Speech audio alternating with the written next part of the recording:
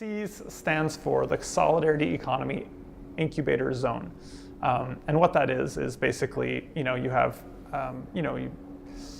sort of popularized by TV shows like Silicon Valley, where you have a bunch of people living in a house and they all have their own startup and they're all, being supported in that work. So that's kind of what an incubator is in the kind of crude popular culture sense.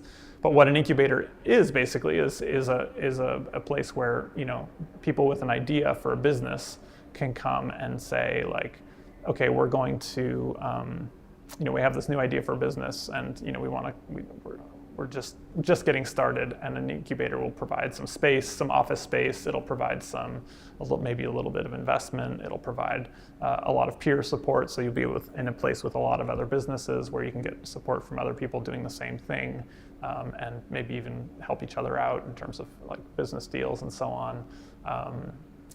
They provide mentorship, access to different resources and so on, and they become sort of a focal point for investors who are kind of like, oh, what's going on here? Like, is there something worth investing in?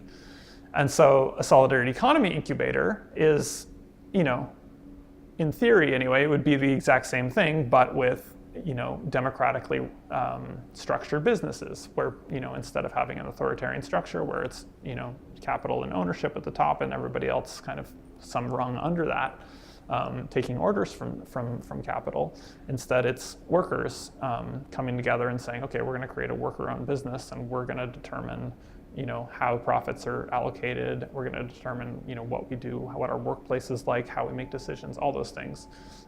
And so a solidarity economy incubator would provide training and support for how to kind of do those things. And you need a lot of it because we know we're very well trained in how to be part of authoritarian hierarchical economic structures. Like this is the system that we live in, and so we're well accustomed indeed to existing in those structures and kind of kind of leaving all of the parts of ourselves at home that don't fit into that box. But when we come into cooperatives, when we come into these kinds of businesses that allow us to be more of ourselves in the workplace, we don't necessarily know how to do that or how much of ourselves to bring or how to manage that, and so it can become very messy and very difficult because people are bringing their full selves to their workplace, and all of a sudden, all these things that were kind of boxed away and kind of sliced off before you go into work are all of a sudden now in the workplace. So all of which is to say that these are not insurmountable obstacles, but they're just things that we're not used to doing, and so we need to develop skills for dealing with the kinds of issues that happen when people have equal decision-making power and have to get along every day, as opposed to just being able to be like complain about the boss together and then go home and spend your disposable income, such as it may be.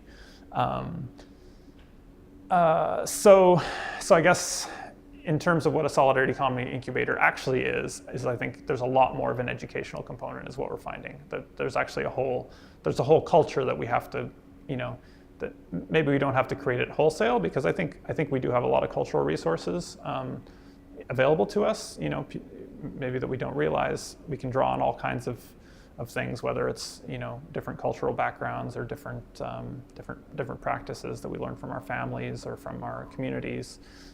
There's lots of resources we can draw on, but at the same time, we really they've been suppressed to a very large degree and not considered legitimate and not considered as things that we can use in our economic lives. So I think there's a lot of like unpacking that and kind of giving that air and giving that kind of room to grow and to develop and to develop people's confidence in working and interacting and relating in a different way, both to each other and to the economy. Whereas, with a capitalist incubator, you already have the soil of like the entrepreneurial culture is kind of already there. It's something that's kind of, we grow up like hearing about these famous entrepreneurs and these great individuals who make these millions of dollars and so on. And so there's a lot of role models and there's a lot of cultural examples of how that's done.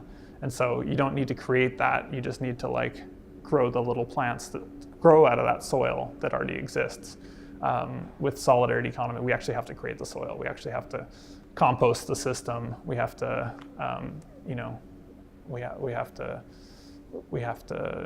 get the enzymes going in there. We have to like just work on creating that ferment that can actually support the sprouts, the seeds that can grow eventually. So we have to start kind of a step back from what a normal incubator would have to do. How would someone find out more about seeds? You can go to our website. It's seize, SEIZE .mvmnt.ca. So MVMNT is just movement without the vowels. So seize.mvmnt.ca.